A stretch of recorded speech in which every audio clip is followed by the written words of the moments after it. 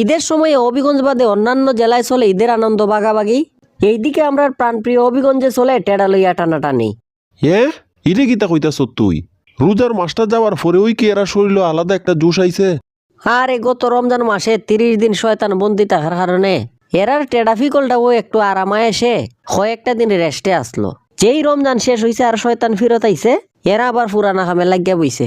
আমি তো দেখি এতদিন মানুষ টেডাফিকল লইয়া খালি ব্রাহ্মণবাড়িয়ার উদাহরণ দিত, আর কয়েকদিন ফরতাক্কিয়া ব্রাহ্মণবাড়িয়ারে বাদ দিয়া মানুষ হবিগঞ্জের নাম লইয়া উদাহরণ দেওয়া আরম্ভ করব।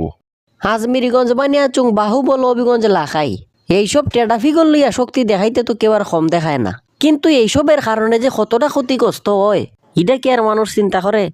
আমরা খালি হই না যে শিক্ষার অভাব, কিন্তু মূলত শিক্ষার কারণে এইসব জিনিস হয় না। অনেক শিক্ষিত মানুষ আছে এইসবের সাথে জড়িত। দর্শকেরা সঠিক মনে হইলে ভিডিওটা শেয়ার হইয়া দিবেন। যদি শিক্ষার অভাবের কারণে হবিগঞ্জে কয়দিন পর এইরকম না হয়, তাইলে ওই কি কারণে?